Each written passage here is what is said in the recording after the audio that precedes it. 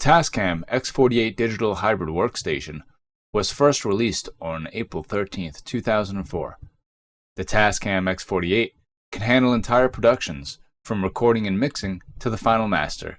It boasts 48 channels of simultaneous recording at bit rates from 44K standard CD to over 96K, and capable of 24 tracks at 192K. All the standard bit depths from 16 to 24 and 32-bit float, so you can expect a professional final product. This upgradable system, designed and developed by TASCAM along with SaneWave, comes with a complete editing graphics utility interface. You can either use this just like you would a rack-mount ADAT recording device, or you can hook up a video monitor, mouse, and a keyboard and work an entire production from start to finish using the integrated graphic interface. The interface allows you to precisely edit just as you would with Pro Tools or any other software, except it comes free and built in with no PC needed. It also allows you to edit music and scores to movies, as it has HD video in with timecode on the back of the system. This allows full HD video and multi-channel mixing and recording without ever going out of sync with what you see. This system runs on an integrated proprietary Windows XP. However, the entire operating system is dedicated to the hardware and software, so you get an ultra-smooth experience capable of running plugins from your favorite companies while using the GUI. The RAM, fan, and PSU are standard for the day, so are easily swappable with regular PC parts to make an almost silent recording system. The hard drive can be swapped out for a much larger solid-state drive with room for two, using standard SATA connections.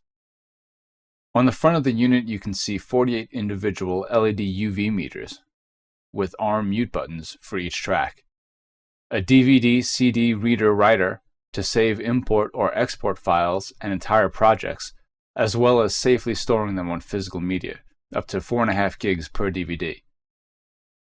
Next to that, you see the basic transport controls, and to the right of that are menu buttons.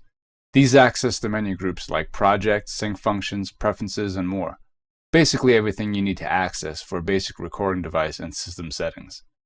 Above that is the LED display screen, highlighting your options and acting as a main menu. Above that are the status lights, indicating what the hard drive is doing, your current project sample rate, time code, and what time state your system is in, along with the power button right above that. And now taking a look on the back, starting from the top, you see two spots for additional cards. I have the analog IF-AN24X cards in both slots, giving me a total of 48 analog inputs and outputs, along with the standard 48-track digital ins and outs that come built with the unit. You can use different types of cards simultaneously as well. Some cards include the optical fiber optic ADAT card, the analog IF-AN24X, which I have, or the IF-AES EBU card, which is just another digital input-output. And I believe they made a few other types as well. If we look below the optional card slots, you can see that this has MIDI in and out for syncing units and control devices. It also has timecode in and out for receiving signals via TRS jack, foot switch next to that, a remote port for hooking up a remote switch like the TASCAM RC30P, and a video clock in-through for editing video as mentioned earlier. Old school mouse and keyboard, word sync in and out, VGA output for a single monitor with display up to 2048 by 1536, so there's plenty of sync options. Speaking of options, the option jack. This jack doesn't do anything and never will.